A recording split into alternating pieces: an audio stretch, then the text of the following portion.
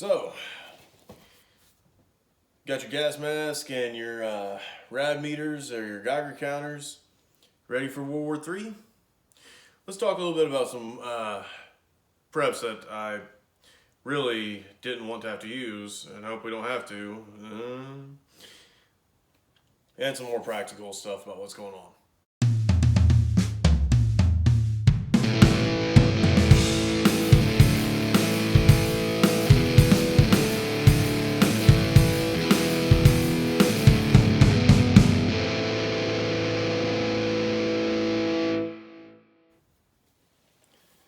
Now guys, look, here's the thing. This could get really bad. And you can't prep for every scenario, but maybe that you can have some stuff to kind of make it to where you're a little less screwed if something does happen. Like, nothing I'm saying here, nothing that we're talking about is going to change what's happening with Russia and Ukraine or with what other governments, including my own, decides to do, intervening and whatnot. That ends up getting us wrapped into this. But we might be just a little less screwed. So, alright guys, pay attention to the garage sales. Because a lot of the stuff in here, well, some of the stuff, you'll be amazed at the price.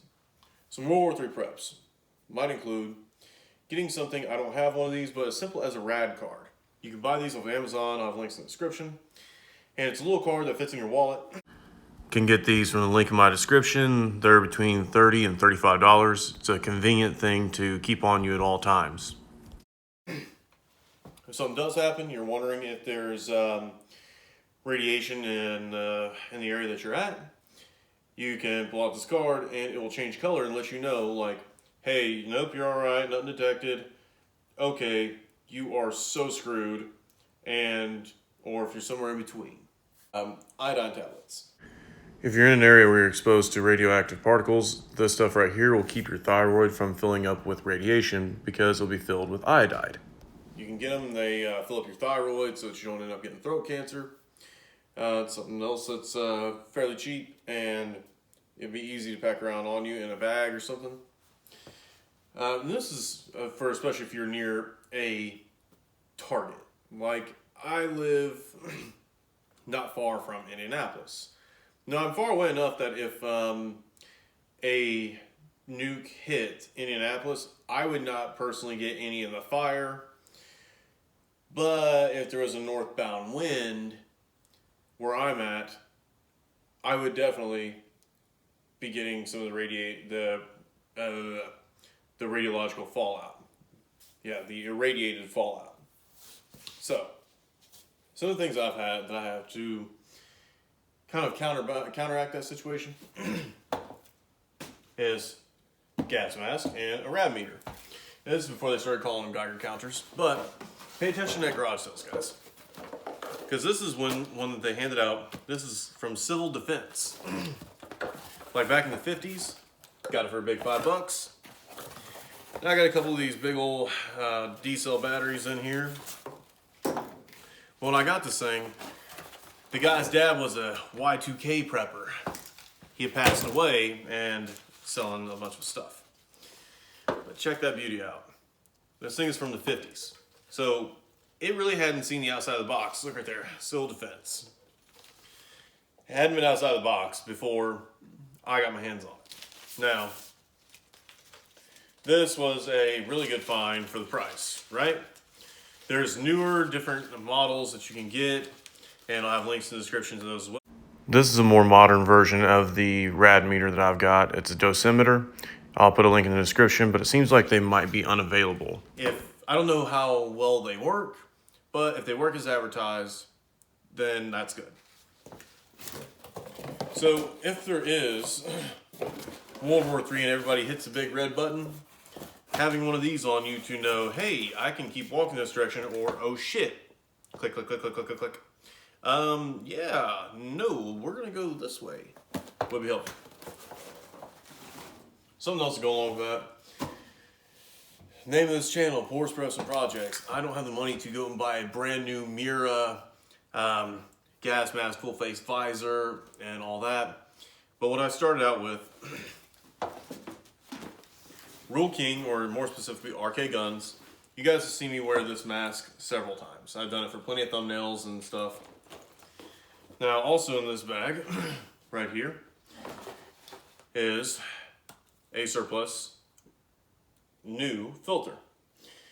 I don't know if this is NBC or CBRN, which those are the ones that you want for nuclear fallout. But I know it's better than nothing.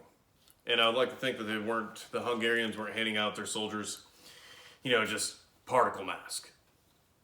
But for any mask that you're going to get, make sure that you get one with a 40 millimeter thread pitch. 40 millimeter NATO, because that's the most common, that's what you're going to find. If shit gets really weird and we're straight Mad Max, 40 millimeter is what you're going to find. On this side of the planet, anyhow. So keep that in mind when you're purchasing. Some of you might also do, which I'm going to do as well, is I'm going to order some actual NBC filters. Nuclear, biological, chemical. Mira is grade A when it comes to this stuff, so spending the money is probably worth it. So I know that I have those, and I know that, hey, that will block out the nuclear fallout. I'll be all right. Something else to have. And here's a pair of rain pants. Here is a poncho. Now, if you do have radioactive dust coming down and you do have a mask, it can still get absorbed through your skin and your hair. Having a rain suit, essentially, that you could just hose off or take off of you after you rinse off to have any of the radioactive particles off of you so that you're not getting the radiation poisoning would be smart to have as well. So this is like my little radioactive, my little fallout kit right here. All right, so moving on. Hazmat suits, you can buy those. Surplus gas mask, obviously. You can buy new, but I can't afford them. Now, if it's an EMP, I think that would almost be worse because the long-term effects of that would be horrendous for us not to have electricity. Now, something that might help is a good old Faraday bag. Now, I did not purchase this. This is an experiment, which I'll do a video on later. Me experimenting whether or not I can make my own out of some fairly cheap and simple material. That Faraday cage, whatever, you want to buy one, go ahead. Hell, I encourage it.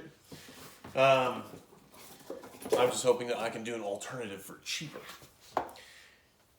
Now, what would you want to put in your Faraday bag? You want to put radios and any electronic equipment that you've got that you would like to keep if they pop an EMP, which I could do, and it only take 3 of them to knock out the majority of the U.S. And that would be worse because I think 1 year without electricity would kill way more people than a few nukes. Having no cars, so maybe have a bicycle and a manual air pump. Maybe have you a couple of spare tubes laying around for that bike. If nothing else, hell, ride it. Get yourself in better shape. But if your car go no more, having a bike would be ideal. Okay. Nobody wants this. I don't want this. Some preppers might feel vindicated, like, see, we told you, I'm not the crazy guy, you're the dumb guy now. I've got food, I've got water filters. Oh, that's another thing, get water filters. Just go with the cheap ones. Go with the, oh shit, how did I forget? Sawyer Mini, damn it, wow. Go ahead and get a Sawyer Mini. I mean, they're only 20 bucks. Go ahead and get them. And that's 100,000 gallons of water filtered right there. That's going to be more than you can drink in a lifetime. Anyway, practically,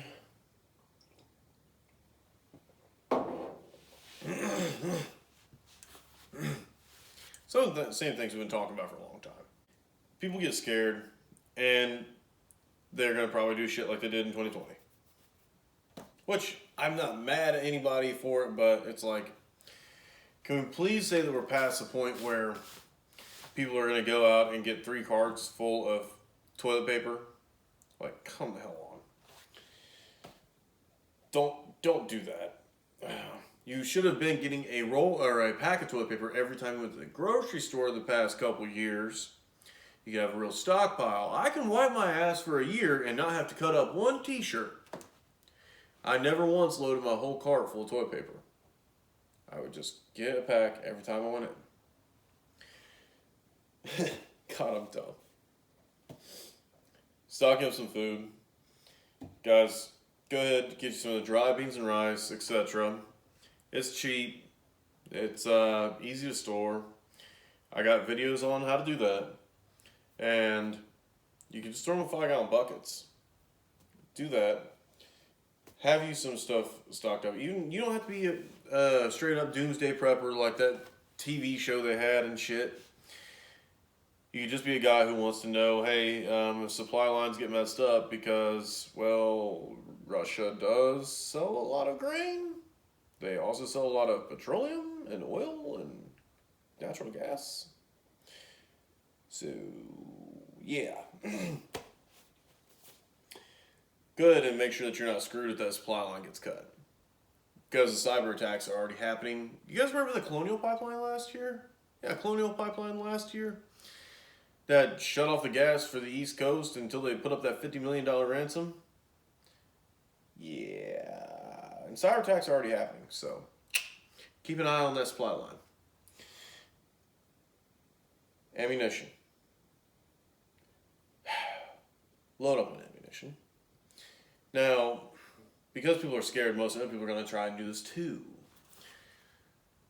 I'm not saying go dump your bank account. What I'm saying, if you got a shotgun that you know you need some shells for because you only got 1 box, get some shells. Get a couple boxes. For whatever that you have. You got a pistol, you got enough that's in the mag to use it and that's it. Go buy you some full metal jackets. Go buy some of the cheap ammo. Shit, most of it will still shoot. Most generally it's all still going to shoot.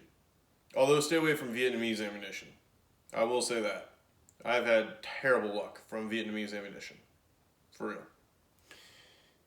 real. What else here? Oh, keep your vehicle filled up. Talking about possible war with Russia. What I do my truck is I let it get to 3/4 tank, and then I fill it up again. 3/4 tank, fill it up. So I always know that I'm at least going to have 3/4 of a tank of gas to get me wherever the hell I need to go if I can get there. All the time. So do that. Call your friends. You may not have a mag or whatever else, prepper group, but you might have some friends that you can talk to that you think might be of help when shit gets weird. Or you guys have already established this and maybe you might want to tweak your plans a little bit. Also, talk with somebody who maybe isn't a prepper. Maybe you'll get them thinking about, if shit gets weird, I might want to have a gun. Or if I can't get to the store for however long because of whatever's happening, I'd still like to be able to eat. Just simple shit. Try that. And for every person that you help get prepared or get into preparedness, that's likely going to be one less person coming to you going, please, can I have some more? Wanting your food or your stuff, and or one less person who's desperate and wanting to do anything to feed themselves regardless of what you want. As was a Magic Prepper, he says, make one less marauder. So guys, I'm going to have links in the description for everything. Get a hold of your people. Get your gas tank filled up. Do the practical stuff. Hell, maybe get you a bike. As far as this stuff goes, if you can swing it, as far as price, go ahead. There are some cheap alternatives and ways you can do it. But nobody wants this. Guys, try and help get somebody else prepared. Try and get yourself just a little bit less in a shit situation if this goes the way it looks like it's going to go. No excuses. Tyler Pours Preps and Projects. There'll be links in the description for different products to help you prepare for what's going on now. Well, guys, stay safe and keep your eyes peeled. This might be the big one. All right.